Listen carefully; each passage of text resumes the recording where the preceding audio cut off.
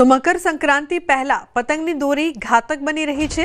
સુરતમાં ઉત્તરાયણ પહેલા પતંગ અને તેની કાતિલ દોરીના કારણે ગંભીર અને જીવલેણ અકસ્માતોની ઘટનાઓ બનવા લાગી છે। લિંબાયત તરફ જતા ફ્લાયઓવર બ્રિજ ઉપર અચાનક દોરી આવી જતા માતા અને પુત્ર લોહીલુહાણ થઈ ગયા હતા। દોરી ગળામાં આવી જતા બાઇક પરથી કાબુ ગુમાવતા પરિવાર રોડ પર પટકાયો હતો। યુવક અને માતા વચ્ચે બેસેલા બાળકનો આ બાદ બચાવ થયો છે, પરંતુ બાઇક ચાલકનો ગાલ ચીરાઈ ગયો છે, તો માતાને પણ ઈજા પહોંચી છે।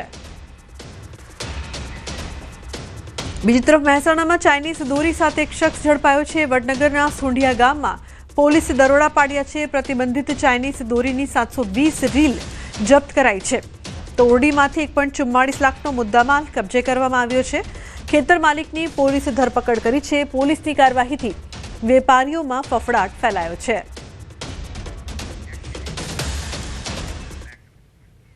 ખેડાના ઠાસરા તાલુકામાં 4 પગનો આતંકનો મામલો। તાલુકાના ઉધમતપુરા ગામે દીપડો દેખાતા મચી હતી દોડધામ થતા દીપડાએ કર્યો હતો 4 લોકો પર હુમલો। સ્થાનિક ઉપર દીપડાએ કરેલા હુમલાનો લાઈવ વિડીયો પણ સામે આવ્યો હતો। તો વન વિભાગ દ્વારા 2 પાંજરા મૂકી દીપડાને પકડવાની કવાયત હાથ ધરાઈ છે। મોડી રાતથી વન વિભાગના કર્મચારીઓ અને સ્થાનિક એનજીઓના માણસો કરી રહ્યા છે દીપડાને પકડવાની કોશિશ।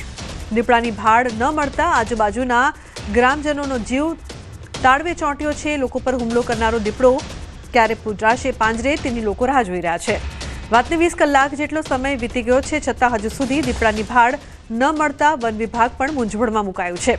તો વન વિભાગ દ્વારા જલાનગરના સીમ વિસ્તારમાં શોધખોળ હાથ ધરવામાં આવી છે। દીપડો દેખાયા પછી પબ્લિક એકદમ એની નજીક જતા રહ્યા બધા જોવા માટે, અને ક્યાંક કાંકરી ચાલુ કરવાથી દીપડો ચંચેડાયો અને પોતાના બચાવ માટે દીપડાએ 4 લોકોને ઘાયલ પણ કર્યા છે। એ ઘાયલ કર્યા સમાચાર મળ્યા ત્યારથી ટીમ અમારી સર્ચ ઓપરેશનમાં રાત્રે પણ હતી અને અત્યારે પણ સર્ચ ઓપરેશન ચાલુ જ છે। દીપડો ક્યાંય જોવા મળ્યો નથી દિવસમાં, અને આપણા અહીંયા નજીકથી 4 કિલોમીટર દૂર જ કોતર વિસ્તાર મહીસાગર નદીનો આવેલો છે। દીપડો ત્યાં પણ નીકળી ગયો હોઈ શકે છે।